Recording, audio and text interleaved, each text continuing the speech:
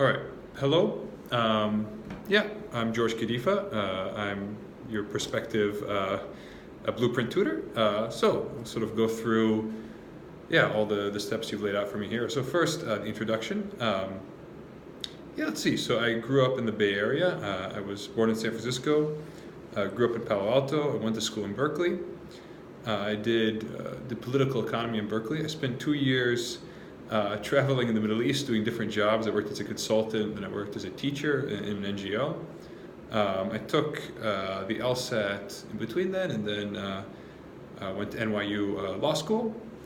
Um, let's see, I enjoy public speaking, I enjoy debate. I enjoy acting. I'm part of the law school musical right now, so I apologize if my face looks a little bit funny. We just had our dress rehearsal, so there's some makeup on there that didn't get off. What did I do to achieve my stellar LSAT score? So I went through the Blueprint course. I took that the summer before I went to Jordan, and I was doing the Blueprint course, and I was also taking practice exams by practice exams myself outside of the course, doing additional practice exams. I achieved a pretty good score once I took it in August, and a 166, but I wanted to try to do better.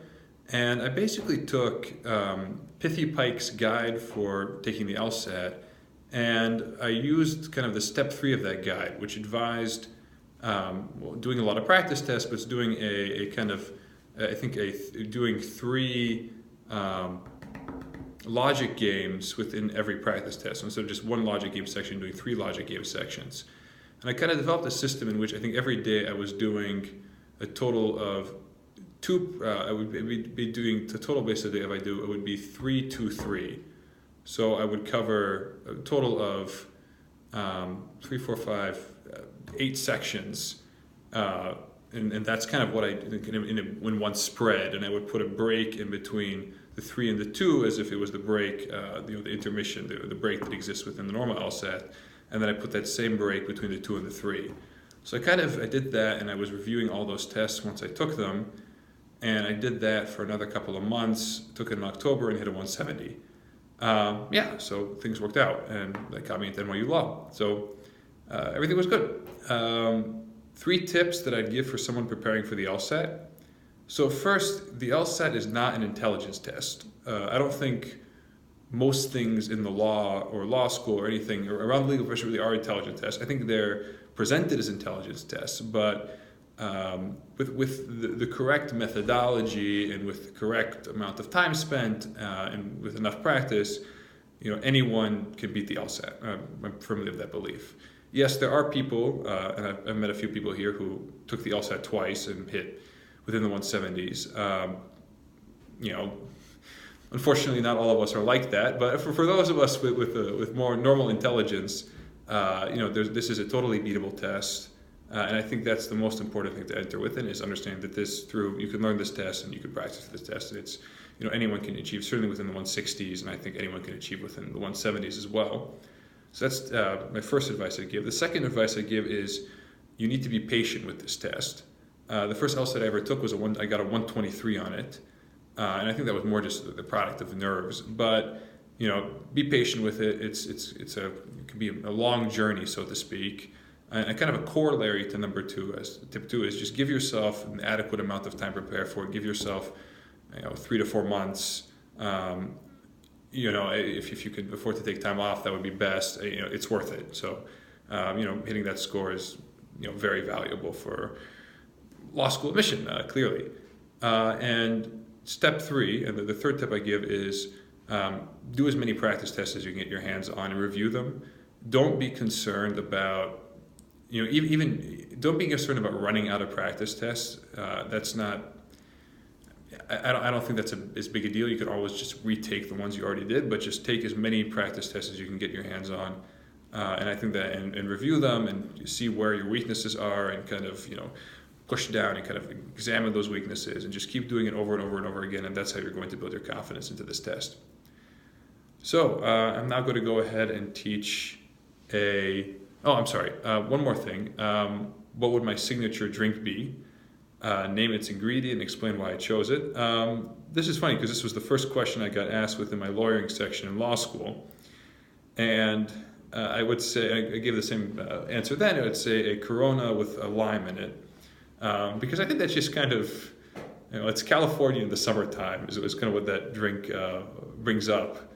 And yeah, I don't know, the weather's been kind of lousy in New York, and I'm feeling homesick, and yeah, it's just kind of a nice drink, it's California in the summertime is what that kind of comes in there. So that would be my signature drink. Sure, so now I'm going to go ahead and teach an LSAT question. I'm going to teach the first LSAT question. And so the way I'm going to do this is I'm going to sort of talk here, and then I'll alternate by, I'm going to I'm going to flip the screen and also show what I'm writing, and etc. So I'm going to show what I'm writing at the same time. So hopefully this will work out. So this is a logical reasoning question. So the first step with a logical reasoning question, what I like to do, and I think this was within Blueprint's methodology, was just go ahead and read the kind of the question itself. Don't read the introduction. So we have there's kind of two portions to that. One is the big paragraph. One is that little dot at the bottom. Let's start with that. So let's just read that statement right now. If the statements above are all true, which of the following must also be true on the basis of them? Interesting. So we know immediately we can identify this type of question. This is a must be true question. So I'm going to write MBT next to the question. Okay, simple enough. So now we know what type of question it is. That's going to make it easier to read through the question itself. Now, the trick to reading these questions is when we're on, it's dark here, so hopefully you can see me better. Okay, the trick here is when you're on the actual LSAT, you're going to be going lickety-split through this. You should be getting through these questions in less than a minute easily. So we're not going to want to read anything twice. So we're going to read everything once.